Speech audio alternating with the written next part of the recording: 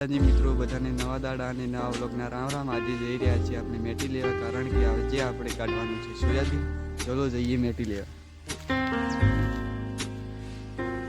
આપણે મેથી લઈને આવી ગયા છે, હવે જઈ રહ્યા છીએ ઘર તરફ। જોઈ લો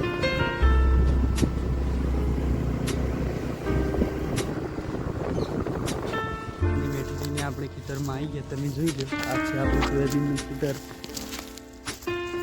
આપણે ખેતરના વચ્ચોવચ્ચ જગ્યાએ કરીને સોયાબીન ભેગ કરવાનું ચાલુ કરી દીધું છે। જોઈ લો આ વચ્ચોવચ્ચ થઈ જાય છે। આપણે પહેલાં આ ભાગથી ભેગું કરવાનું ચાલુ કરી છે, પછી આ ભાગમાં ભેગું કરવા જવાનું છે। મિત્રો આપણે અડધું ખેતર ભેગું કરી દીધું છે, તમને બતાવી દઉં।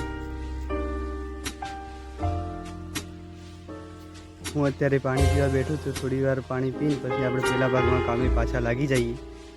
પહેલા ભાગમાં કામે લાગતા પહેલાં હું તમને બતાવી દઉં ઢગલો કે આપણે અડધા ખેતરનો ઢગલો કેટલો થયો છે। ચલો જોઈએ।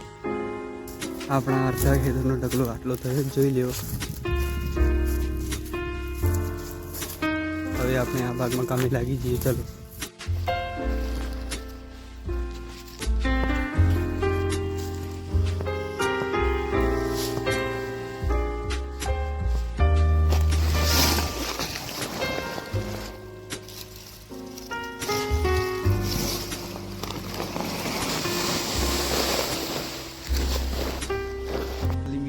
આખું ખેતર ભેગું થઈ ગયું, જોઈ લો આખા ખેતરમાં ઢગલો।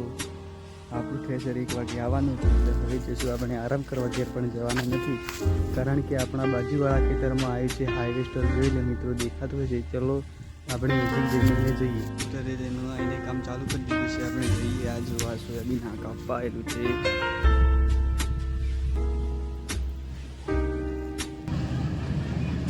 જો આપણા નજીક આવી ગયો હાર્વેસ્ટર, જોઈ લો મિત્રો।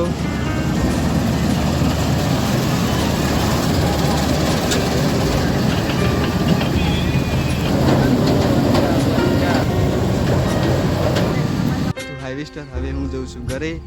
આપણું થ્રેશર આવે એટલે હું આવી જઈ ખેતરમાં, ત્યાં સુધી તમે બ્લોગમાં જોડાયા રહેજો। આપણો ખેતરમાં સવારી શંખ આવી ગયો, એનો મતલબ કે થ્રેશર તમે જોઈ લો જોમ્બો આવી છે। હવે આપણે બધું સામાન લઈને નીકળી ગયા છીએ। સવારી શંખને સરખું ગોઠવી દીધું, જોઈ લો। આપણે સવારી શંખ ચાલુ કરી દીધું, જોઈ લો। ઘઉં કાઢીને એમને એમ અંદર મૂકેલો એટલે ઉજ્જવલનો બખા આવે, જોઈ લો। આપણે સોયાબીન નાખવાનું ચાલુ કરી દીધું છે, જોઈ લો।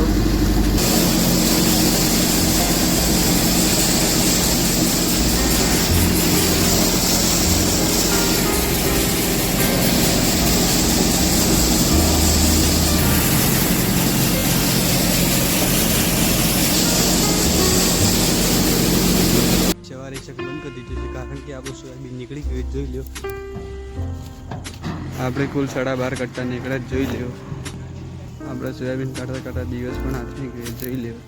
હવે આપણું ટ્રેક્ટર આવે એટલે આપણે અનાજ ભરીને અનાજ નાખવાની જગ્યા પર લઈને જવાનું છે। ટ્રેક્ટર આવી નથી આવે એટલે આપણે ભરીને અંધારું પણ પડી ગયું છે, એટલે આટલે આપણે આ વ્લોગને સમાપ્ત કરીએ છીએ। વ્લોગ ગમ્યો હોય તો લાઈક કરજો, શેર કરજો અને સબસ્ક્રાઈબ કરજો। બધાને જય માતા।